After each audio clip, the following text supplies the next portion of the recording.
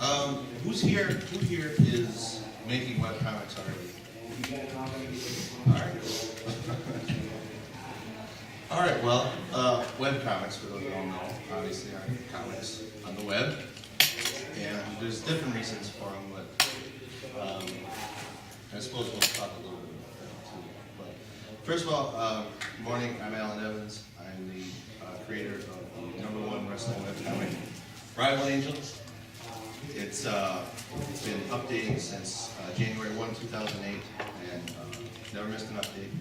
And we're going to be hitting page 500 pretty soon. This is Trevor. Hold on. So before we switch over to me, those of you who are not familiar with making webcomics may not know the challenges that you're faced with maintaining an update schedule as aggressive as Alan's is, which is Monday, Wednesday, Friday. 500 pages and never missing an update. You need to emphasize this a little bit more, sir, because kudos to you. I'm not exaggerating. That is hard work. How many hours do you put into your webcomic? I put in about 8 hours a page, 3 pages a week, so about 24 hours. And that's just 3 pages, that's not the website. Right. That's incredible, sir. Well, thanks.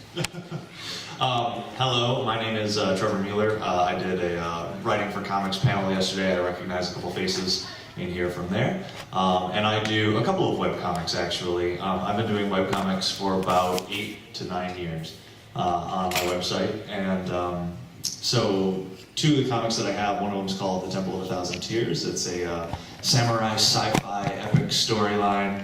Unfortunately, that comic has been on hiatus for a while, but there is a backlog of about 300, 400 pages. So if you guys would like to read that, the story is completed up until this point. But additional content is in the works. I just don't have an artist attached to it at the moment. And then the other comic that I do has a bit of a naughty title on it called Asshole. And Asshole has its own panel on Sunday, not to pitch my own work. But that comic updates on Wednesdays and Fridays. Both of my comics are, multi-award nominated. Alan's comics are also very multi-award nominated in the various circles that we've run in. So you've got 2 experts up here that today are going to be talking to you about making your own webcomics. Yeah. So I guess starting with why your mic is different. Why the web? I can tell you, I chose the web. I had done print comics for a little while, and with the intent of maybe getting a publisher for it, I thought, hold it, grab it, just be like a rock star.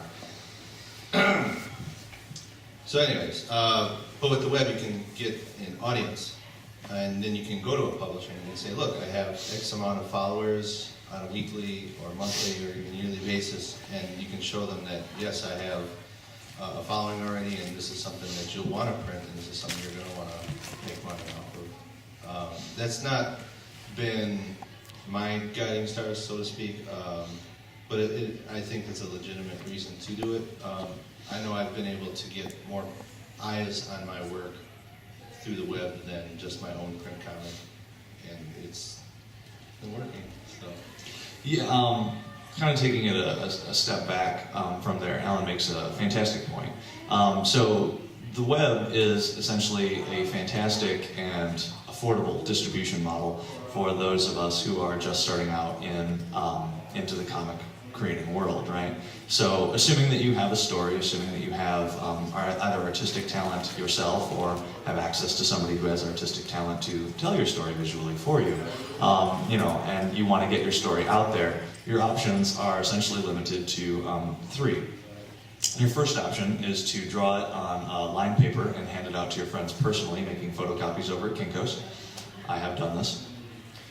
The second option is to, actually get it professionally bound, published, either from yourself or finding a publisher, which is, fairly difficult these days. Or 3, and the easiest of the ones, is to put it out there on the web. And you don't even necessarily need, programming capabilities or the ability to build your own website. There are so many tutorials out there or templates that you can just utilize to create your own website. And actually, you know, I don't know how many of you build websites. Anyone? Raise your hands. Anyone know? All right, so one. So I don't know anything about making my own websites. I hired a guy to make my website for me. But Alan and I actually met on a site that creates its own templates for you, and all you actually have to do is build the web content and upload it as an image. And the site's called Drunk Duck. And there are a couple of sites out there like Drunk Duck that are fantastic places for emerging comic creators to start off with, because they have a community of people who, like you, are, you know, either just starting out, and then a team of people on there that, you know, have been doing it for a little longer that you can tap into for information. And for those of you unfamiliar, Drunk Duck is essentially like MySpace for webcomic creators, only people still go there. It's a good place to start. I know I started there, and it kind of gets your feet wet for what you can expect and for how you should go through the motions, so to speak. I know it was a good primer before I launched my own website. Is that why you did Drunk Duck too, or? So I'd actually been doing a, for lack of a better term, a jam comic with a bunch of my friends before I went on to that site, which is called exilecomics.com. The site still exists, but it doesn't update content anymore because the people who worked on it just got sidetracked by other projects. But essentially it was this community jam site where they created, you know, 5 characters for each story, and we went through, I think, 4 stories. And the idea was that one person would draw and write a page, and they had to fit within a certain number of, you know, certain dimensions, so you couldn't create like just this crazy elaborate page. And we had like a set of rules we had to follow. You can't kill a character and introduce a new character in the exact same page. Yada yada yada. There were like 7 or 8 different rules, and essentially, so, you know, one artist or writer drafts a single page that tells a component of this story. You know, so page 1, what was it, of Exile 1, they had like this dude with a trench coat and a whole bunch of buckles on him, and he's just like, my goal is to save the world, the end. And then page 2 is the next artist writer takes over, and he's just like, in order to save the world, I have to go to Mars. You know, and it started off really, really weird and simple, and then it just got like really complex and detailed as it went on. It was just this fun little, you know, community of people just you know, building content and bouncing ideas off of each other, and that's really the kind of thing that you want to have, at least in terms of what I wanted out of the web at the time, was, you know, just have fun with my friends, and that's exactly what we're doing. And we found a whole bunch of top-tier talent while we were doing that, like Joe Dunn, who does Digital Pimp, John Trimmons, who did Little Terrors, and Wentz Graham, and stuff like that. So from that, I ended up, you know, getting interested in the web and building my own content out on my own site. So how did you get to Drunk Duck from there? Well, and okay. Step 1, you know, the next step was I started updating content on Drunk Duck. Good. Long answer to a short question, sorry. So, all right, well, making comics, I think everybody's got a good idea for a story, but that's really just the start of it. If you really want to, there's 2 ways to do a webcomic. You can do it for fun. You can say, look, everybody, this is my webcomic, and you don't have to have great expectations for it. You really don't, if you don't want to. And then you don't have to keep deadlines. You don't have to, you can do it whenever you feel like it. And really the web is full of webcomics like it, and there's nothing wrong with that. They're fun. If you want to make a successful webcomic, and you want to build a fan base, and you want to make money from this, and you want to be noticed, then there are certain steps you need to do beforehand. It's like anything. You really need to set some groundwork. And it just comes down to planning, really. Obviously, you need a story, and I think everyone here has at least one great story to tell. But you gotta go a little farther than that. You're gonna have to think about the website. And there's free hosting out there. We just said Drunk Duck is a good one. And people have made a real good go of Drunk Duck. It's free. It's never gonna cost you anything to host anything there. And the drawback, I suppose, is then you're sort of at Drunk Duck's mercy as far as if their server goes down, well, you're gone, and you got nothing to say about it. And you can complain, and I'm sure they already know it from other people too. But you're kind of stuck. And then, and as far as that goes, your web URL, it's not going to be Rival Angels. It's going to be rivalangels@drunk.com. And for me, just a little egotistical, but I always wanted to, well, I just want rivalangels.com. I want rivalangels@drunk.com. So once you have your domain, and what domains are made, what, $5 a month now? I mean, it's pretty cheap. Yeah, I don't even think I'm paying that much. Yeah, and so like oneandone.com, Bluehost, I can't think of any others off the top of my head, but I mean, I guess GoDaddy, but Yeah. I've heard not so good things from GoDaddy these days. They're a little pricey. And they're like the Walmart of domains. So. Yeah, they work their people to death for minimum wage. No, I'm just kidding. So kind of the key things to take away from there, two key components that you need for having a website is, one, you need a place to put your content, right? You need a web page. Be that whatever site you can set up with on DrunkDuck or your own site that you host and manage yourself. The other one is a URL, as Alan just mentioned. And so, again, you can utilize whatever URL a site like DrunkDuck will issue to you, which will be drunkduck.com/your comic name here.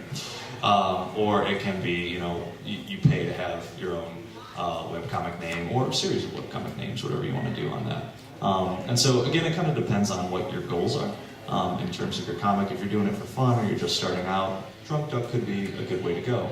If you just want to, dive into the deep end of the pool and start swimming, then go out there and find a host and, buy a URL and start updating content.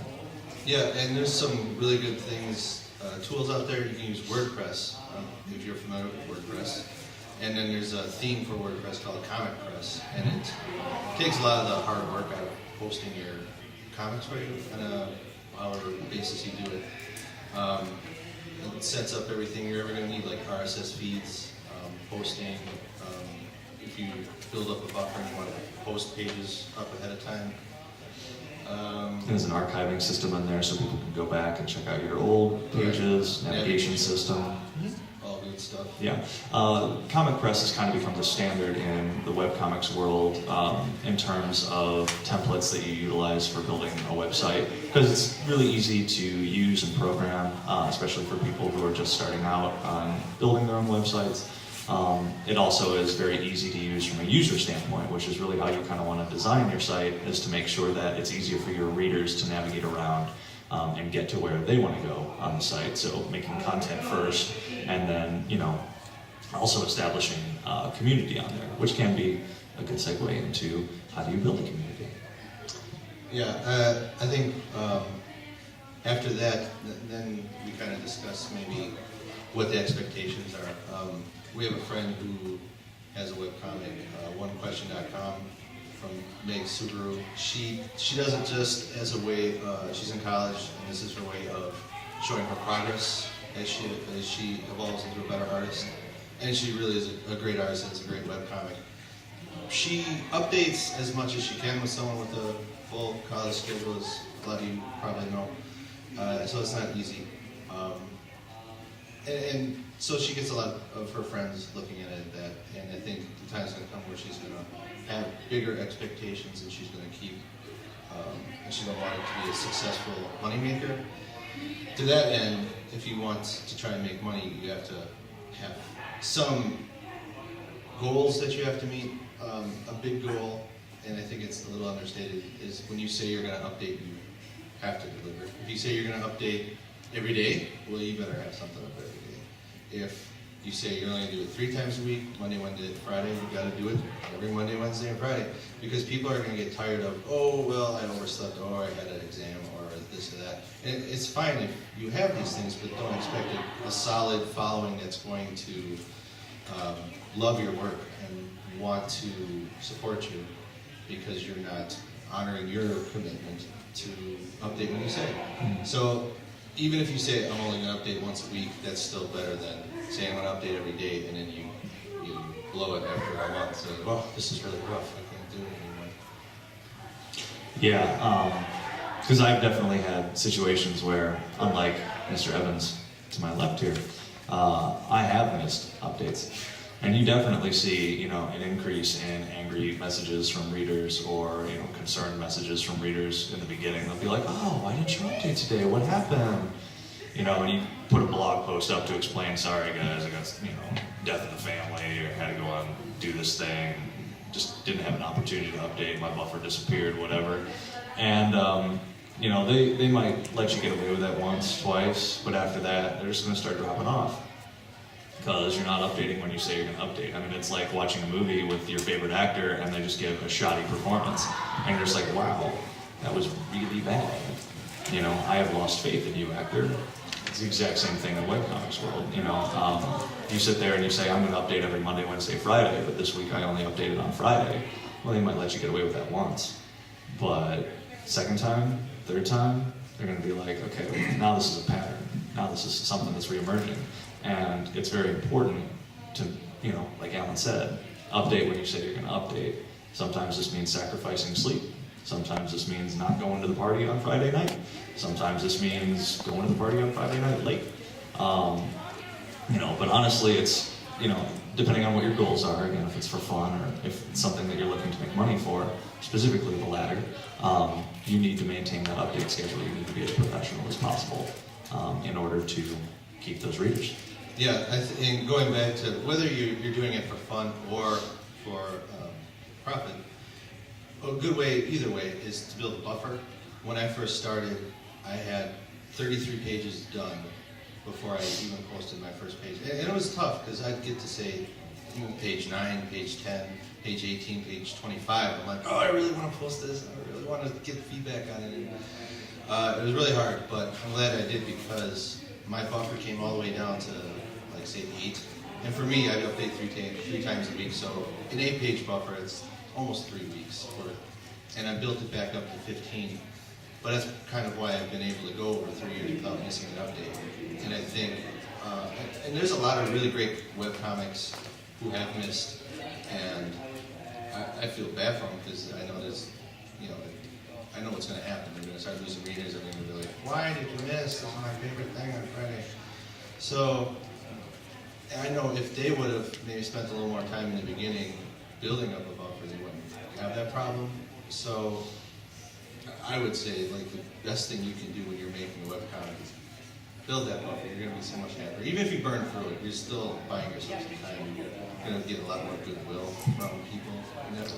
The second thing that I'm going to say, and this is just a suggestion, I try not to speak in absolutes, because, you know, that's the way of the Sith. Thank you for the people who snickered. I realize it's 9 a.m. Because that was a Star Wars joke.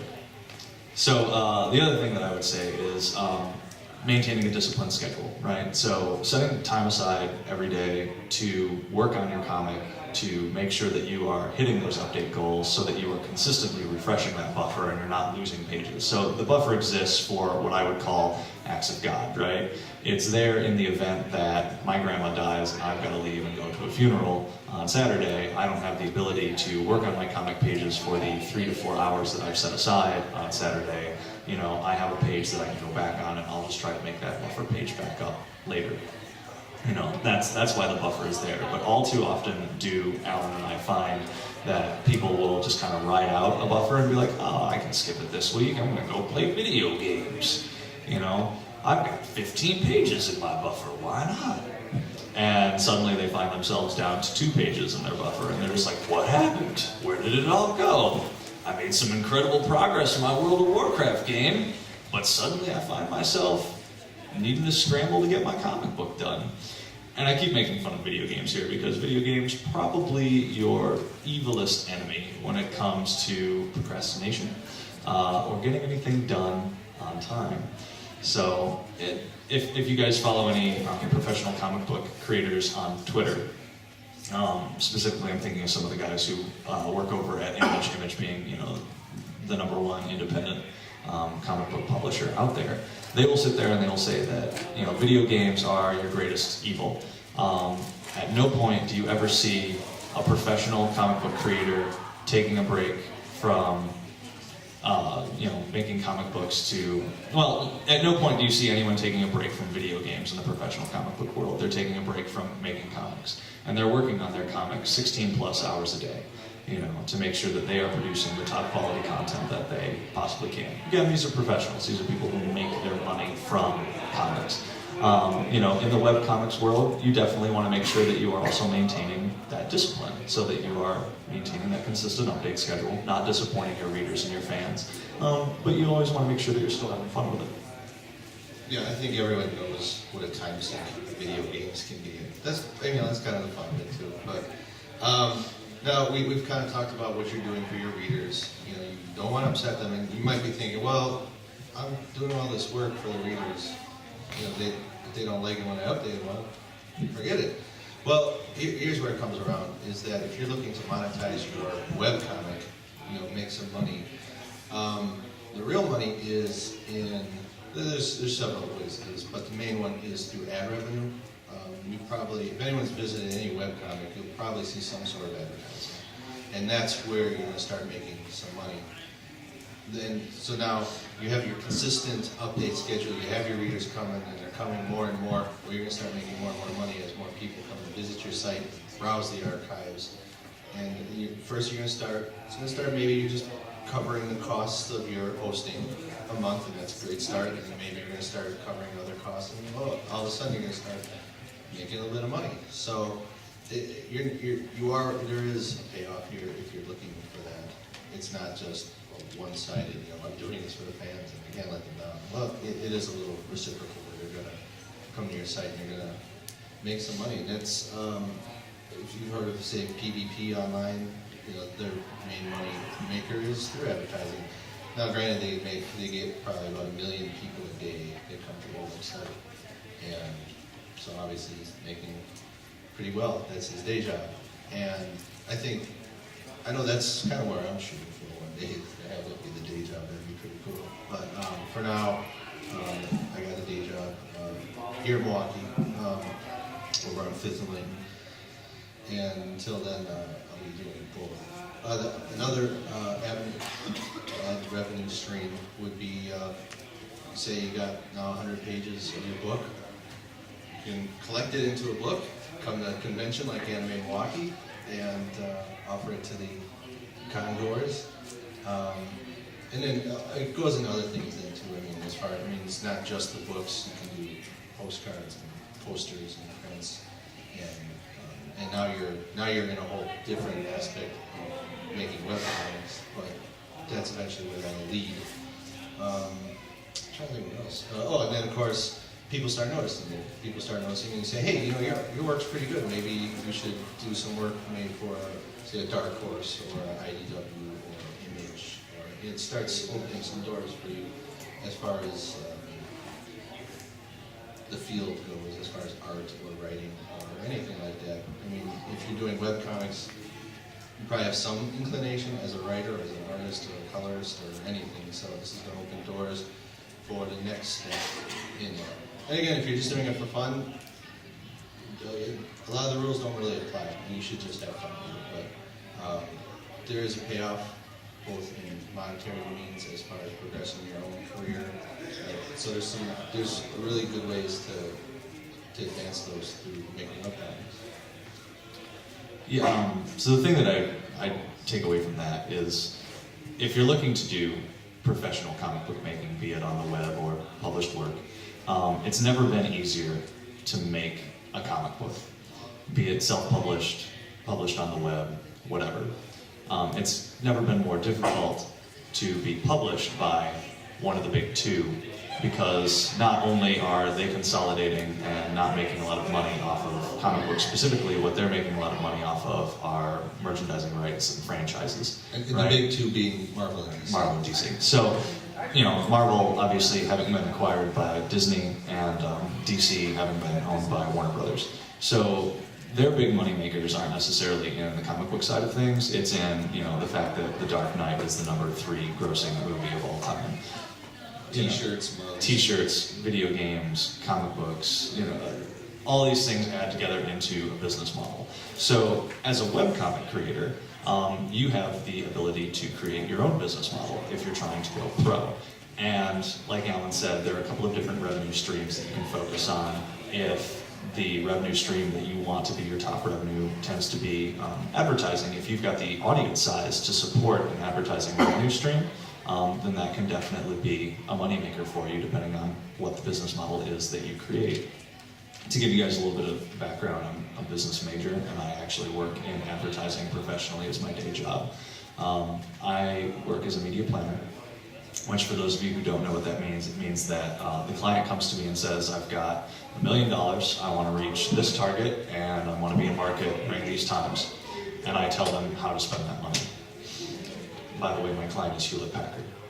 Not to plug, but whether you like HP computers or not, that's what I do. If you've seen an HP ad, chances are I told them to put it there. So, creating this revenue stream, again, there are a couple of different ways. There's the advertising avenue, and again, that's really going to be dependent on whether or not you're able to build up that audience. How do you build up that audience? Content, updating on a regular basis when you say you're going to be updating, linking to other people, and more importantly, paying to have advertising on other people's sites. Specifically going out, doing research, and trying to figure out, if I'm trying to, make a comic that's about cutesy knitting gloves that are, living and talking to each other and whatever, and they like to knit, then I'm going to have to be on a knitting site. Stuff like that. Like if you're trying to do a comic about wrestling, it makes sense to be on sites that have, a wrestling theme or action-oriented or strong female protagonists or stuff like that. So you kind of want to be selective about which sites are going to be driving the best traffic for you. And some of that's a little experimentation with your advertising budget. And again, the other way that you can do a revenue stream is with merchandising. Creating books from the content that you've been making, buttons, t-shirts, stuff like that. Sometimes asking your audience, what they think is going to be best might help. Sometimes your audience is going to lie to you. And they do that a lot. It's not so much lying as they don't want to. They don't know what they want. Yeah, they don't know what they want. But essentially, what it comes down to is, ask a professional creator. Hey, I have this great idea for a T-shirt. What do you think? Do you think that this is something that other people will buy? It doesn't hurt to reach out to multiple sources of information to get an opinion on whether or not you should move forward with essentially making what becomes a business decision for your comic. Yeah.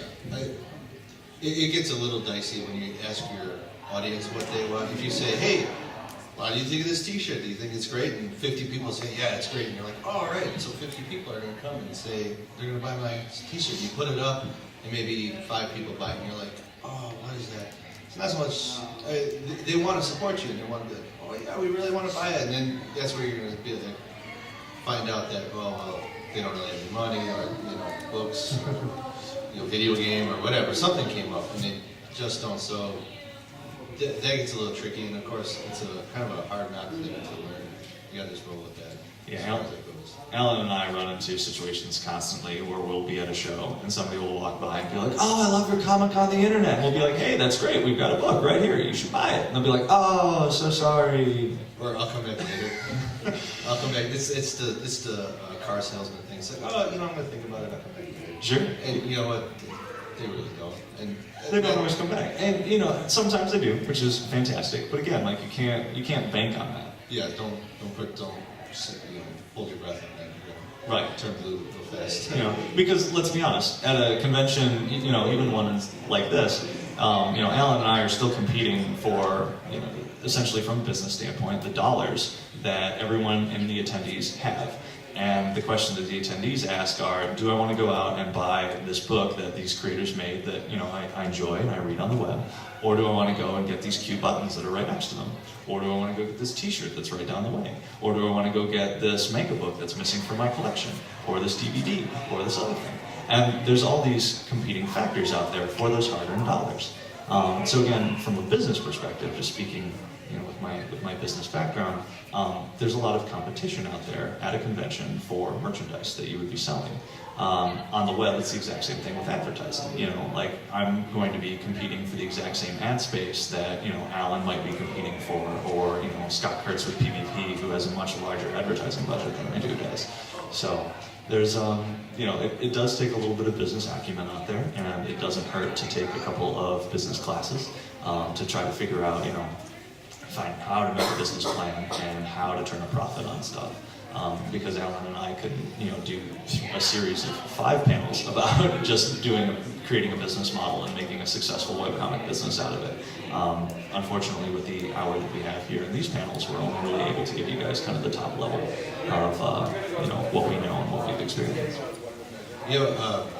Kind of jumping from that, technology is always growing. So there's some guys I know that are wizards with code, with programming, and they still have kind of blah sites. And then you have people that don't really know anything about coding, and they have brilliant sites because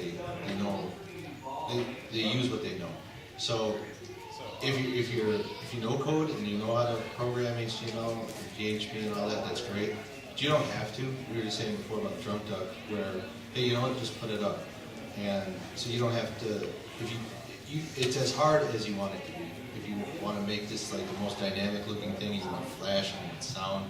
You can do that, and there's resources out there for that. But if you just want to be like, you know what, I just want to put this up, and I want to get some feedback, it's pretty easy out there. Drunk Duck is the big one.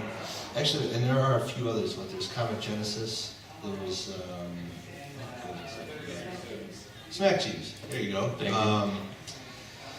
Yeah, so there's definitely, and you can do more than one if you want. You can do Drunk Duck and Smack Cheese and your own site. So it's really how much you want to get into it.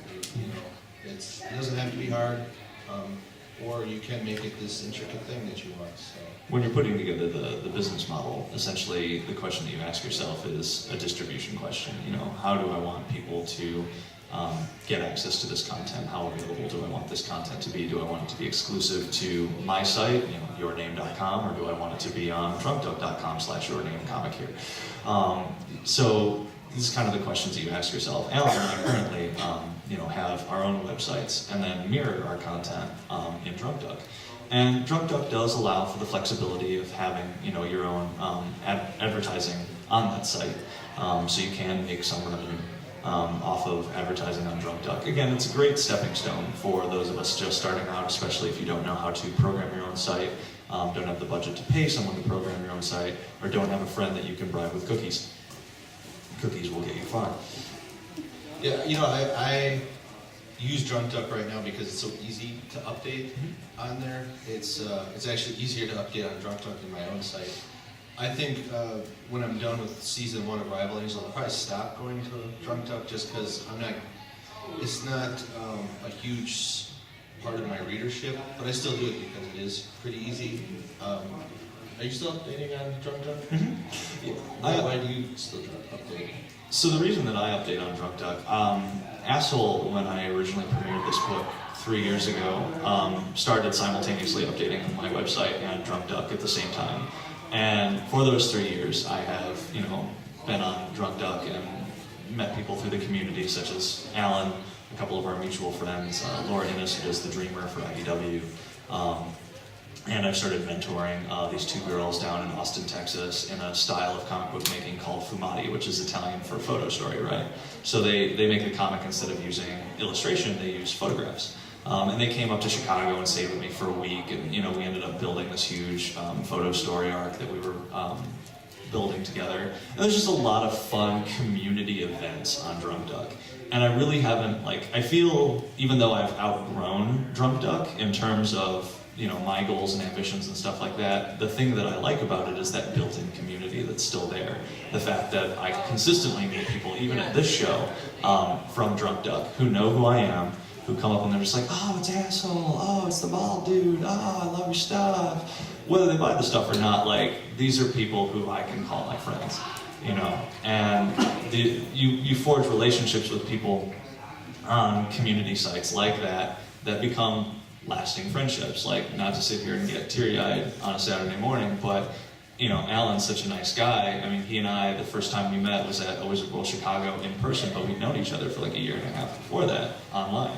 We virtually knew each other. We virtually knew each other in ways I won't even begin to go into. Virtually. Sorry, that was a little innuendo for Saturday morning. But you know, the thing of it is, you know, Alan and I have, you know, shared tables at conventions. We watch each other's stuff, we sell each other's stuff when, you know, one of us has to take a restroom break. I mean, I even made a huge joke about this in one of the recent arcs on Asshole, where the two of us were sharing a table at Wizard World Chicago, and, you know, there's this fight over who gets to go use the restroom first. It's exaggerated and, you know, made to be sensationalized and hilarious, but at the same time, you want somebody who's going to watch your table for you when you're doing that. And that's, you know, what a site like Drunk Duck can potentially provide. I think that's something to definitely talk about, is the community of web creators is vast. I mean, and you have different skill levels, but it's not hard to have somebody come up to you and say, hey, you know, you're doing a good job. And you see how successful they are, and so when you hear that, it's very well, it's supportive. And before I was doing webcomics, it was just mainly print. It was a little more stagnant, and that was, you know, pre-2008, it's 2011, so things could have changed. But a lot of the print guys seem to be real kind of, I don't know, just kind of rigid and like, oh no, yeah, your stuff's fine, go away. But with webcomics, people are really, really supportive and really happy to see your stuff, and they're willing to help you. And it's really good to maybe seek out someone that you can trust to get feedback on, and you can get that from more than one person. And the webcomic community is so big that you don't really have to worry about stepping on people's toes. I found a real niche in a wrestling comic, and then take it a step further, it's girl wrestling. So I mean, now it's a niche of a niche. And now I've found that other people are getting into wrestling comics, and I really don't feel threatened at all, because there's enough room for everybody to do what they want to do. And I don't mind giving help, because I was on that side too, where I was like, oh man, what am I going to do? And, with the web community as big as it is, you'll be able to find support. And I'm sure there's probably going to be a few knuckleheads out there that are like, I'm too busy for you. But it really is supportive. It's really a great community. And when you come to shows like this in person, you meet like after a year and a half. It's really great to put a face with a name, and you know, that's kind of like a networking opportunity. It goes where I was saying before, if you're looking to do this as a profession, it's a wonderful step in that direction.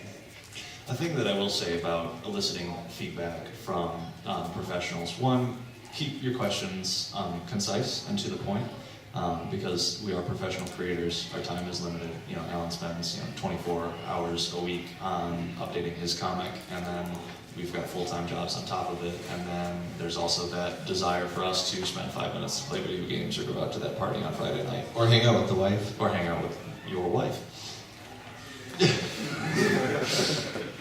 She's fun. Tracy's awesome, actually. She's watching our tables for us, so if you get a chance, swing by and meet the wife of Alan Evans. She is awesome. She is awesome. And the thing is I know that she wouldn't mind some of that 24 hours that I spend, and she's very supportive in that way. I think that's actually something, at least from my point of view, is if I didn't have her support, I don't think I'd be doing it. I mean, if she was just like, oh, you're working on that stupid comic, and it wouldn't have lasted 3+ years. But she's real supportive. She comes to the shows. She helps me out with everything. And it's really important to have someone like that, as opposed to someone who would be negative. Because I know you're not married, so you don't have to worry about someone saying, pulling the rug out from under you. But at the same time, it really is a beautiful thing to have someone help and support you in that way. Mm-hmm. Yes, that's absolutely true. Back to the point that I was saying about eliciting feedback from professionals, though, keep your questions concise and stuff like that. But more importantly, be open to criticism. The worst comment that I have ever received from somebody when asking, "What do you think of my work?" is, "It's good, I like it," because it doesn't tell me anything. What do you like? Like, what about it do you enjoy? Why do you keep coming back? Like, these are the kind of questions that tell me, what I should keep focusing on, where I should improve upon, what I should do better. I mean, the other things that they can do. Like, Alan and I critique each other all the time, and at no point is it malicious when I sit there and I'm just like, I think that such and such a character is boring because such and such a character is always winning wrestling matches. You know, I want to know what the journey that character takes after they lose. And to put it out there, like, I'm not a huge fan of wrestling, I'm a huge fan of comics. And I love Alan's comic. You know, absolutely love it. And you will too. You will too. And you will too. And the unique thing is that, you know, Alan, when I brought that up, and I can say this now because it's happened, he sat there and he said, well, she is going to lose. And we are going to get to see that journey. And we're seeing that actually right now in the updates that he's making. So, not to picture stuff. Well, actually, and to jump from that, a good way to get critique from someone is say, look, if you're an artist, a good way to go is someone that you admire or whatever. You'd say, look, here's my work. What are 3 small things that I could work on? Because you're not asking, what am I doing right, what am I doing wrong? Because the person you're asking doesn't kind of know where to start with you. If you say, can you give me just a couple of quick things that you think I need to work on? And I've done that before, and they've said, you know what, you could probably work on your eyes a little bit. They're not quite, work on your eyes. That sort of thing, and that's helpful. It's a low investment in them where they don't have to put in more time than necessary. I've actually asked people, I'd like to work on differentiating my characters a little bit more, so that if they were in complete silhouette, I'd still be able to notice who's who. And they too are like, oh sure, well, this is how you should do it then. And so it works for everybody. Nobody's on the hook for anything huge either. And I find more often than you'll get a lot more answers than, I like your stuff, it's good. Worst feedback ever. The person was just being nice, I don't hold it against them, but at the same time, it does not help me grow as a creator. And that's what I want to do. I want to make better stuff, not just so that I grow professionally, but so that my readers get more enjoyment out of the content.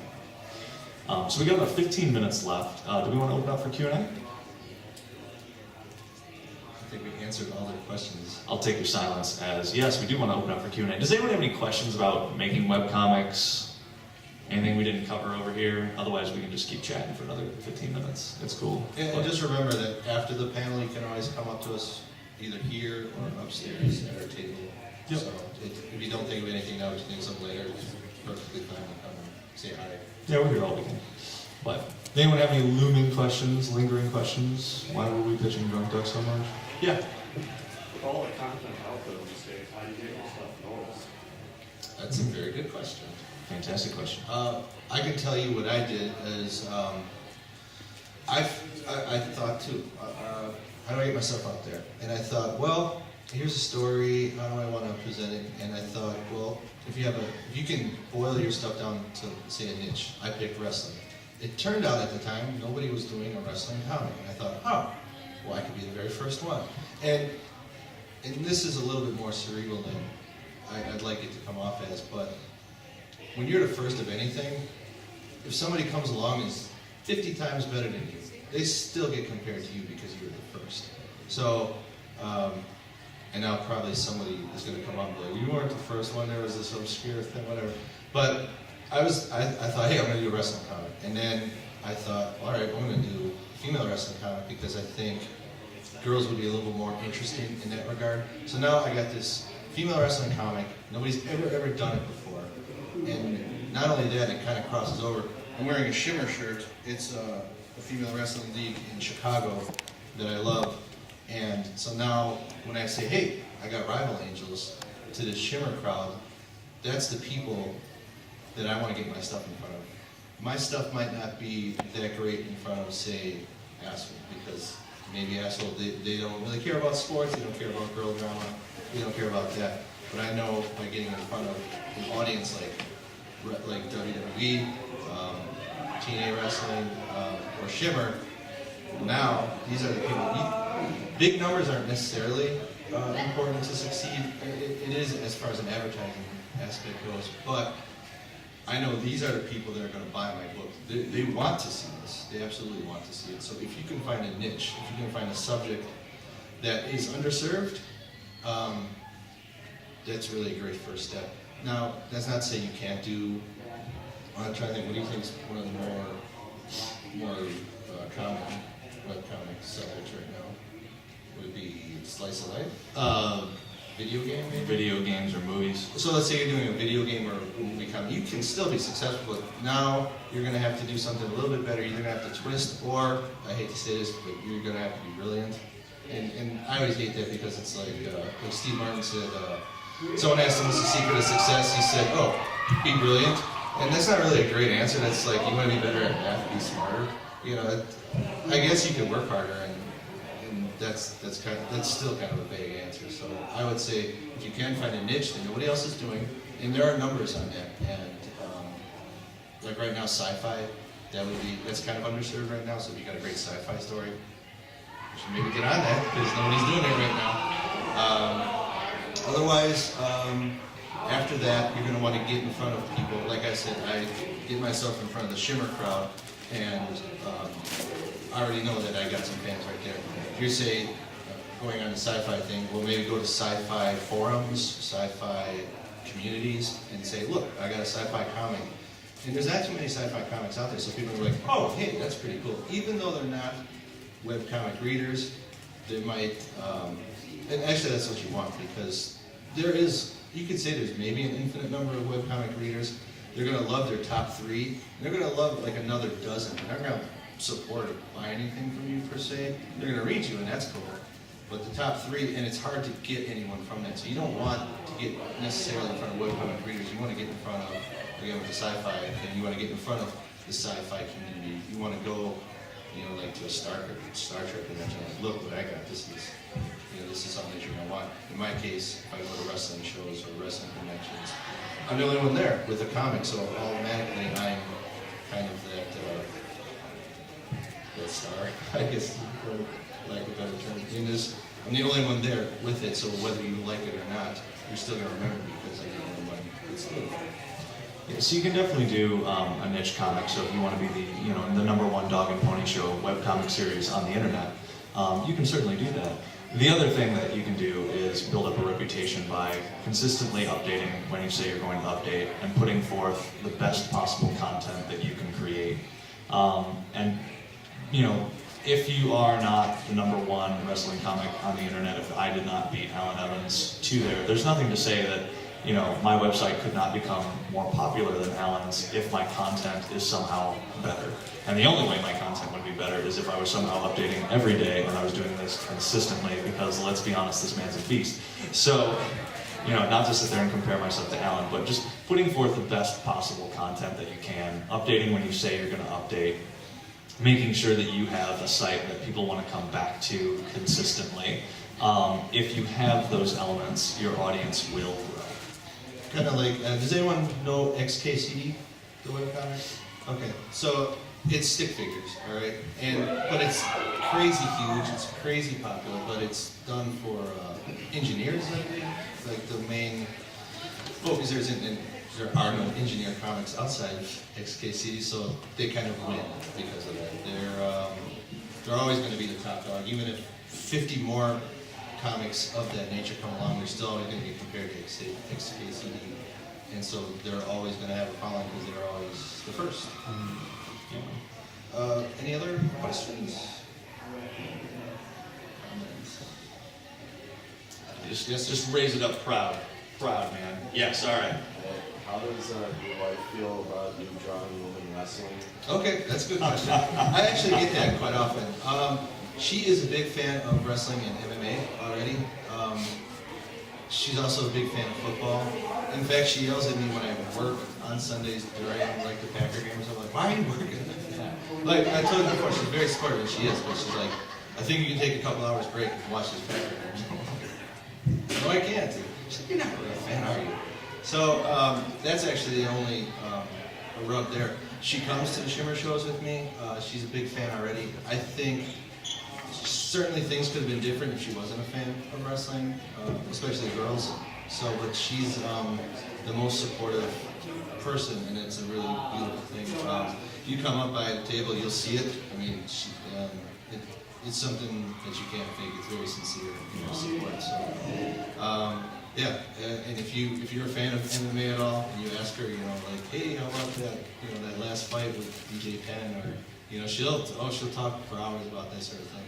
Shogun Rashida, you know, Rampage Jackson, Rashard Evans, you know, she'll go on. Same thing with WWE, she loves The Rock, Stone Cold. In fact, she'll actually criticize some of the divas for not being, I guess, talented enough. You know, they're just pretty models that, you know, kind of fall around. And so when we go to the Shimmer show, she's like, oh, this is great, appreciation. And actually, what's kind of funny about that is there's not too many girls either in, say, wrestling or MMA. So she too is kind of a niche in her own right because there's not a whole lot of people there. She actually often makes the joke that it's easy to go to the bathroom. There's nobody else there in the ladies' room. So. Crickets. Any other questions? If not, I'm going to tell you guys a funny anecdote along those lines, right? So Alan, obviously, you know, happily married to a very supporting woman, myself, not married. So it is incredibly difficult to find not only somebody who is supportive of a career in comic books, but that also potentially shares that interest. You would think that in online dating that this would be something that is possible, but I ended up just ripping this apart in Asshole, because the whole purpose of Asshole is to make fun of things that I encounter in life that I just think are absolutely ridiculous, like online dating. Where you sit there and you just have, you know, just atrocious encounters. You sit there and you meet somebody that you're totally compatible with, you get along just fine, and then they're just like, oh, so what kind of interest do you have? I like comic books. Okay, 7-year-old. That's great, because comics are for kids, right? Well, no. Top 4 grossing movies of all time were based on comic books. Jerk. This date is over. You know, and you walk away. And like, I've encountered that just way, way, way too many times. You know, until very recently, you know, I ended up meeting somebody on an online dating site. Not to pimp any online dating, because my success stories up until this point have been atrocious. But in her profile, she had, you know, the top 6 things she couldn't live without, right? And one of those things was the Teenage Mutant Ninja Turtles. And I was like, whoa, I need to meet this person, because that's awesome. And, you know, she totally admits the fact she had no idea who Iron Man was before that movie came out. Iron Man's got, you know, 30, 40 plus years of history behind him. And it's like, oh, well, until Robert Downey Jr. donned the metal mask, I had no idea who the hell Iron Man was. You know, and I sit there and just keep introducing her to stuff, and she's got this thirst for it now. Like, she wants to know more. She wants to experience it more. And she's going to be going to C2E2 in Chicago, which will actually be her first show, and I'm kind of curious to see how that reaction is actually going to go. You know, but finding that support mechanism, you know, be it, you know, somebody that you're in a relationship with, or, you know, just friends that you can surround yourself with that understand it, appreciate it, support it, is definitely going to be helpful in helping you create that content, giving you, you know, the constructive feedback that you need to make the best content that you possibly can, and they'll understand when you can't go to that party on Friday night because you've got an update schedule to keep, and you need to make sure that your readers are happy. That was like my, let's wrap it all up. Yeah. You know, okay. So again, if you have any questions, Darla, you can talk to us after the panel upstairs by our table. Thanks for being such a cool crowd. Thank you, guys. And feel free to check us out online. So Alan Evans at rivalangels.com and myself at trevoramueller.com.